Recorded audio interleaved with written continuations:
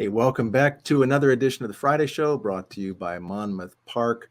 2 more 3-day weekends of racing at Monmouth Park, and then it's a couple of weekends over at the Meadowlands Turf meeting over there.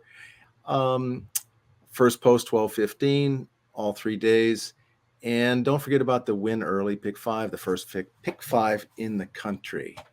I'm Ray Pollock, pleased to be joined by Joe Nevels, our Bloodstock editor, and a special friend and guest from north of the border, Jennifer Morrison, whose Jen's blog can be found at CanadianThoroughbred.com. She is our go-to person for all things Canadian racing. Jen, welcome again to the Friday Show. Well, thank you so much for having me back again, Ray and Joe. I really enjoy it, and thanks for thinking of me. So the reason that we brought Jen on is, we always think of the Queen's Plate as the big day of racing in Canada, but this weekend is phenomenal. And it's like, I haven't seen anything quite like this before, where you've got the Canadian Stakes, a grade 2 for Fillies on the turf, and then 2 grade 1s, a Canadian International and the Woodbine Mile on the same card on Saturday. And then Sunday, the 2-year-old stakes, grade 1s on turf, the Summer Stakes and the Natalma Stakes. Jen, this is new, isn't it, to pile all this into one weekend? Yes, well, mostly it's new, yeah. I mean, it's the turf, we're calling it the Festival of Turf, or the Turf Festival. With COVID, Ray and Joe, Woodbine's had to adjust in the last 2 years races. I mean, heavens, the Pattison Canadian International wasn't even run last year. Mm-hmm. I mean, this is a race that's been around forever. It's the race that Secretariat won. So now we started again late because of COVID. So I think, they're tinkering with the Canadian International. It's, a 1.5-mile race on the turf. They're a dime a dozen at this time of year, Kentucky Downs in New York. So they moved it to September, obviously, and they thought, why not put it with the Woodbine Mile and make a blockbuster Saturday and then lead into the Win and You're In, well, the Woodbine Mile, the Win and You're In, but the Win and You're In 2-year-old races on Sunday. So we have a massive weekend with 12 races Saturday, 11 Sunday, and I mean, great racing for sure. I mean, the Canadian came up a little short with 5 horses. The Pattison is still struggling a bit, but overall, a super weekend. It's going to be really awesome. Mm-hmm. And I have to imagine it helps for these races are so good at drawing international runners. I have to imagine it's very helpful to have them all bunched into one sort of general weekend, because you only have to ship once if you're coming from Europe, or even if you're coming up from the States, it's sort of, you're up here for a weekend and you can kind of get on with your life instead of shipping up here in September. Then if you're Ryan Moore riding here, you're coming back here again in October for races, and kind of get everything done in one sort of fell swoop. That's a really good point, Joe, and I'm sure that went into the thinking. And again, I hate to bring up COVID all the time, but I know that the traveling, that's why we didn't have the international last year, because nobody would be able to travel. So I think that goes into the thinking that, okay, well, if we, if they can get some of the Europeans, and Charlie Appleby is bringing 4 horses for 3 different races, and we have some other Europeans, they love coming to Woodbine. I mean, their turf course, the E.P. Taylor turf course, is very European, right? Mm-hmm. I mean, it's on the outside of the main track. It's sort of an undulating 1.5-mile course. So the lads love to come here, and the trainers and the owners love to come here, and the jockeys love to come to Woodbine. They love the turf course. So they have a good time, and their horses do well.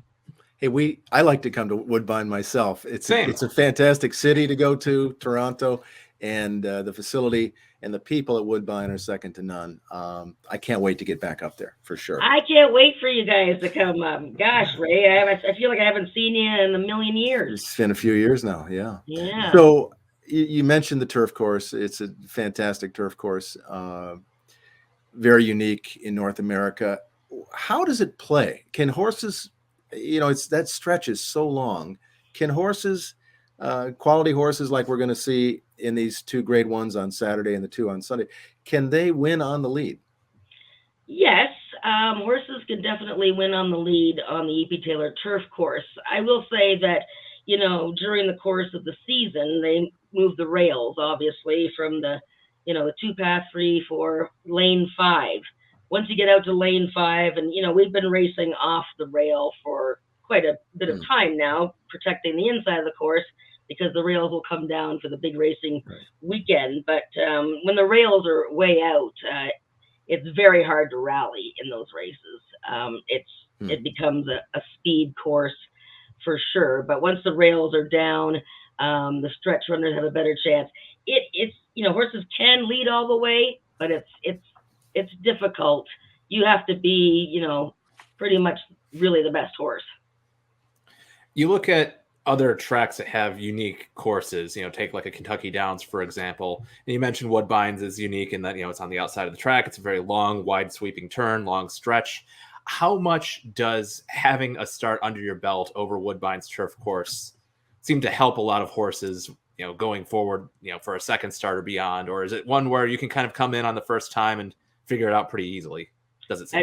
I think it's very important to have a run over the course, not just for the horse, but if you could for the jockey. And, that's been sort of made difficult with, not being able to travel too much. But, I think we found that a lot of the, we used to have the E.P. Taylor Stakes on this weekend, but it's now been separated on its own. It'll be held later. But, races like that, there would be the Dance Smartly, and then American horses would come here and run in that. Like Chad Brown does that. He runs Étoile, and he'll run horses like that in some prep races, as it were, stakes races at Woodbine. I think it's very important.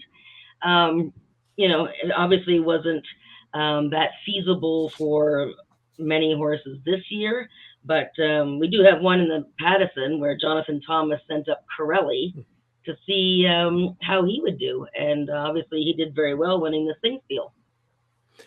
Is that what we're looking at as the favorite in the Pattison Canadian International? No, I would say Walton Street, Godolphin's horse, Walton Street, 7-year-old gelding, Charlie Appleby.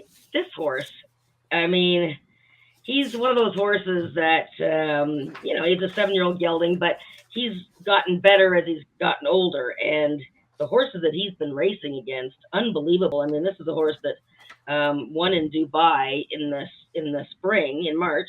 Then he was 4th in the Shima Classic in Dubai behind Mishrif. That was a good field. The Judgment International. And then 2 other horses that were 2nd and 3rd went on to big races. Most recently, Walton Street was 3rd in the Grosse Prix von Berlin. And the 2nd place finisher in that race came back last weekend to win the Group 1 Prix von Baden in Germany. So, I mean, this horse should win this race. He's adding Lasix. Charlie Appleby's actually never run a horse in the International. He's run horses in races leading up to the International. He's brought horses here, and he's won some big stakes. But this horse looks like he's really going to be tough to beat.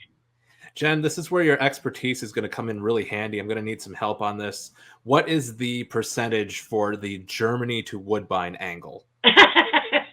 It actually is pretty good. I mean, off the top of my head, I can't remember, but we often see horses in some of these, not even necessarily Group 1s in Germany, but Group 2s that come here. I mean, we're not going to get the best 1.5 mile horses. They're going to the Arc, right? I mean, the horse that was 2nd in the Prix von Berlin, that Walton Street was right behind, is going to the Arc. This Torquato Tasso.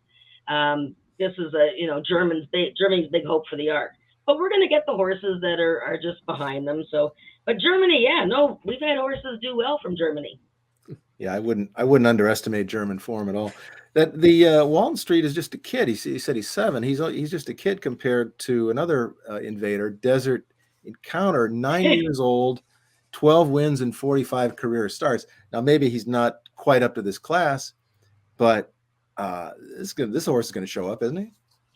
Well, Desert Encounter has won the last 2 runnings of the Pattison Canadian International and could become only the 2nd horse to win 3 editions. The other horse being Joshua Tree a few years ago, but no horse has won it 3 years in a row. This horse is, I mean, he's a real fan favorite, and it's too bad because he was coming last year until the race was canceled. And he's an old timer, but he hasn't won since the 2019 International.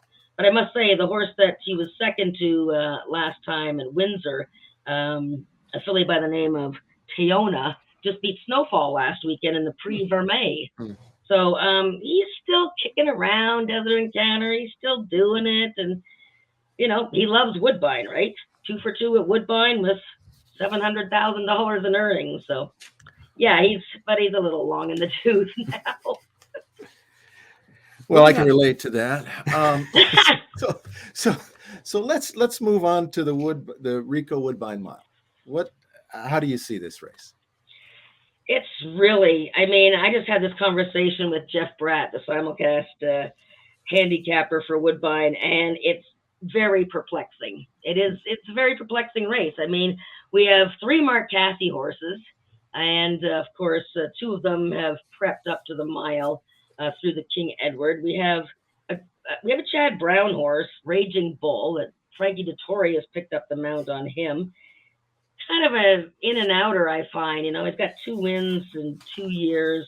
Very good horse, but I can't rely on him. We have a couple of Europeans. Well, one was a European. This one European horse, Duke of Hazard, he hasn't won since 2019. I think he's done 12 races in a row, but he is a Group 2 winner. Brandon Walsh has taken over the training of Space Traveler, who was a pretty good 4th in the Arlington Million. The Mr. D Stakes. Yeah, Mr. D Stakes, and he had trouble in there. And then you have the horse that I quite like, Juddmont's horse, Brad Cox trained Set Piece. But the thing about this race is that most of these horses are coming from way off the pace. None of them have any speed. And, then all of a sudden you look at this mare in here, Change of Control, that Michelle Lovell's running. And she's, she's only run a mile twice in her life, both on dirt, didn't do anything. I'm not really sure, what exactly she's doing in the race. And one of our local hopes, Town Cruise, is going to be freewheeling on the lead here. And I don't even think he's good enough. So it's sort of a mind-bending race where if the pace is fast enough, I think Set Piece with Joel Rosario. Who's hotter than Joel Rosario right now? Would the guy win every race at Kentucky Downs? Like, just a madman. And so he's riding Set Piece for Brad Cox. And, I quite like the horse. The thing about these stretch runners is I think they will be helped, obviously, by the long stretch run at Woodbine. Right. You mentioned a lot of horses there, but you actually didn't mention one that I have my eye on. I don't know if he's actually got it in him to win, but just from sort of personal rooting interests. Ride a Comet. Yeah. This is the Son of Candy ride. He's been doing well. He's won I think he won a grade 2 and a grade 3 in the past. But what's interesting to me is that he's out of Appealing Zophie, who's also the dam of Belmont Stakes winner Tapwrit. So got a little bit of sort of American classic form there. He's done very well on his own right.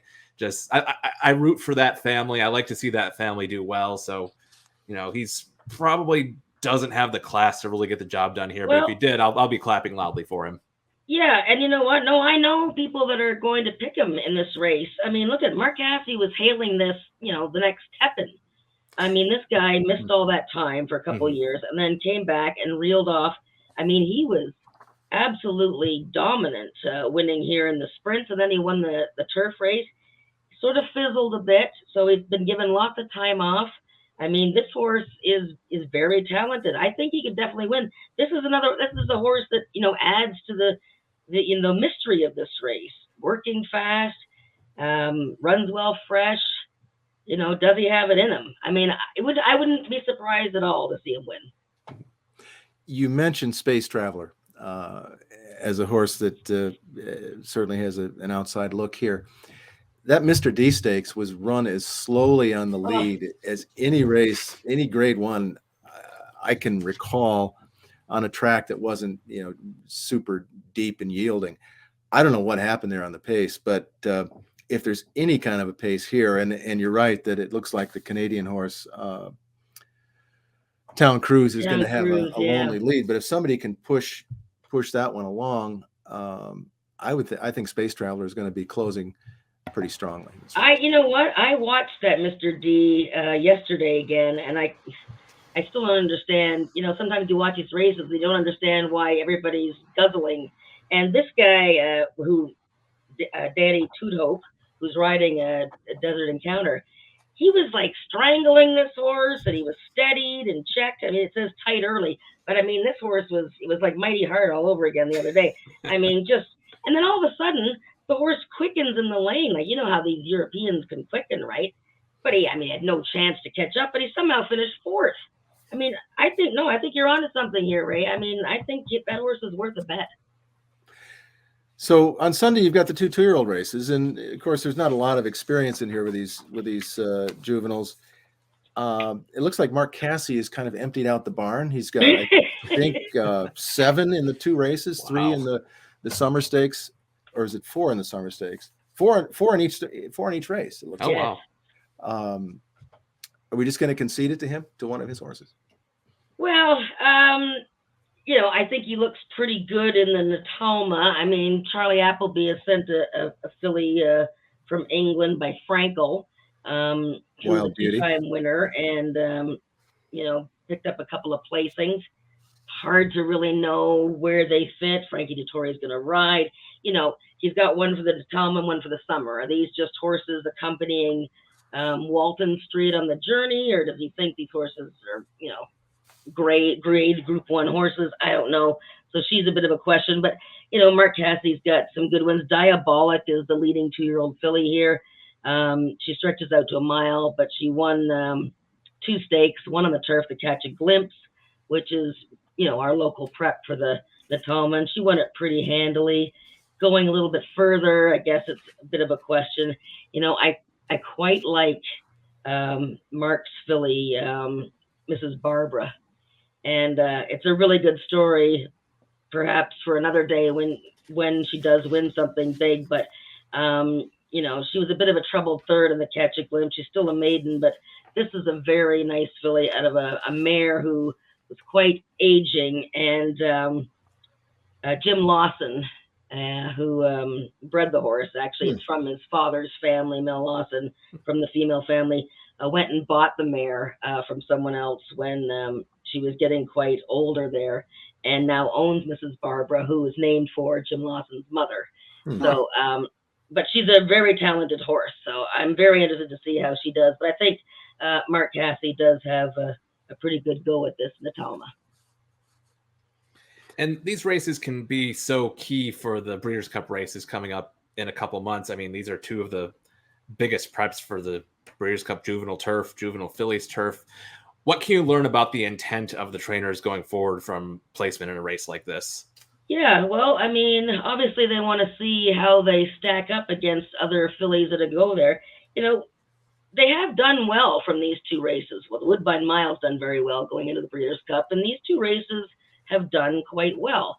I think watching to see how a horse, say like a Wild Beauty, a European filly, you can get a gauge on who she's running against, or how horses that maybe have lost to her, see how she does in the race. But it's still a $400,000 race. The intent obviously is to win this, and hopefully advance onto Del Mar. Well, the companion race for Colts, the summer stakes, again, you got Mark Casse with 4. Shug McGaughey sends one up, a lemon drop kid that was pretty impressive at Saratoga, breaking his maiden. Charlie Appleby's got one for Godolphin and Albar.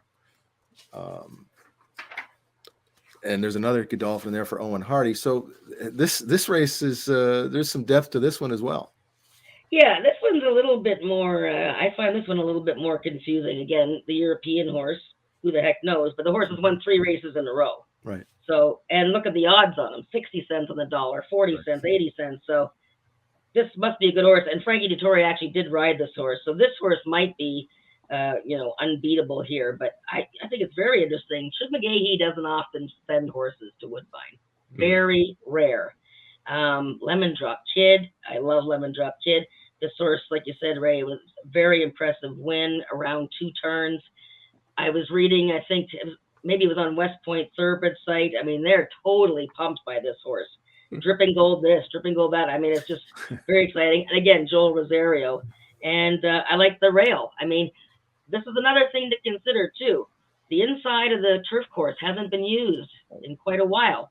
And you'll see and it's hard to handicap this way, but you'll see a lot of horses come up the rail and win, because that's going to be real nice, not chopped up footing. So a horse coming from the inside, I'm all over Dripping Gold. Well, before we let you go, let's go back and look at the middle leg of the Canadian Triple Crown that took place on Tuesday, the Prince of Wales Stakes at Fort Erie. Kevin Attard won 2, and we did not see the Queen's Plate winner in there. What's your take on what we saw on Tuesday? Yeah, well, what we saw is something that, I have to learn, because the race, Fort Erie's race, is on the traditional dirt. So, the Queen's Plate was on the Tapeta. So we have no idea. I mean, most of the time we have no idea how our horses at Woodbine, Tapeta are going to handle the dirt. But, Kevin Attard sent down, I think, 4. 3 that ran and then another one. And jockeys went down there to work them. And, by all the rumors and everything, Hadassa's work was like butter. And Boulanger was like, freaking out and how great it was. Hadassa was very rank in the Queen's Plate and faded. Of course, it's shown some ability, but I don't know. He was 12-1 in the morning line, but he took to the dirt. The Prince of Wales is always a smaller field. It's slightly shorter race. It's a little bit more of I wouldn't say tighter turns, but a little bit more compact of a mile track. And, he just sat the perfect trip under Gary Boulanger and just really took to the dirt. But, Kevin Attard, who, and the owners, Bill and Al Ewelling, who have had a pretty tough year. They have great horses and they've won some nice races. They own Merveilleux, right? And it's like pulling their hair out with that one. But, at the beginning of the year, if you had said that Kevin Attard wouldn't win the Queen's Plate, I would have said you were crazy. And he didn't win the Queen's Plate. They lost their best hope to an injury. So they had Hadassa left. And anyways, Kevin's horses ran 1-2. The American-owned one, Harlan Estate, was second. In fact, his 3 horses ran 1-2-4. And then his son's horse, his 17-year-old son's horse, Keep Grinding, was third. So it was an all Attard top 4 superfecta. And it was really nice to see, though, Hadassa win, because the Ewellings just started really going all in Canadian racing. They've been leading owners at Canterbury for many years and bred horses there, but they're really big on Woodbine. This was their first Canadian crop, and Hadassa won the Prince of Wales. So it was a pretty neat win. It's not the greatest crop of 3-year-olds I've seen in my lifetime, but they're pretty solid. And the Breeder Stakes is going to be fun because Safe Conduct's coming back for that. And it was a pretty exciting finish, too. I mean, Harlan Estate was really coming in on the stretch there. You could tell jockey Kazushi Kimura wanted that one. Like, he was going hard on that horse. Harlan Estate is a quite a good horse, It's just unfortunate that, him and H.C. Holiday was fourth are, dependent on pace. And, Hadassa was tracking just a lone front runner who, was a long shot. So, yeah, and I mean, Harlan Estate is a trier, and Kazushi Kimura, I mean, he's riding like a madman. Yeah. I mean, pay attention to who he's riding in the big race this weekend, because he has really developed into an elite rider here in Canada. Definitely. Now, I am curious. I know that the winners of the Puss in Boots Stakes at Fort Erie have to jump in the pond afterward, like in the infield pond. Yep. Does the Prince of Wales have the same tradition or anything else that's... Nope. Go back and have a beer in the barn. Yeah. That's okay too. After winning a big race like that, that's perfectly fine. The Puss in Boots is, it became such a tradition that a few years ago they actually put in like stairs and stuff, and they have towels provided. But I mean, yes, somebody or everybody has to jump in the lake if you win, and it's the funniest thing. I love that. Well, Jen, thank you again for joining us. Be sure to check out her blog at the Canadian Thoroughbred. Have a fantastic weekend of great racing. We'll be watching from down here and can't wait to get back up there. Thank you so much, guys, for having me on. I really enjoy talking about it, and you guys give Woodbine a lot of notice and press, and it's very much appreciated. Well, we'll be speaking of Woodbine. We'll be right back after a look at this week's Woodbine Star of the Week.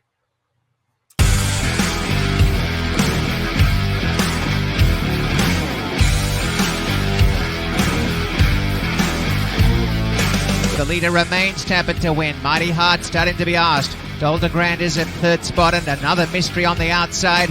At the top of the lane, Tappet to Win. Out in front by 2 lengths to Mighty Heart. And this is the reversal of what we expected. And Mighty Heart's been the one having to come from off, and Tappet to Win's been the one controlling the pace, and that's going to be a winning move for Tappet to Win and Rafael Hernandez. In the Seagram Cup, Tappet to Win, gate to wire by 2 lengths. Naked length and 3/4. Mighty Heart second, 2.5 to Special Forces. Dolder Grand, another mystery at the back.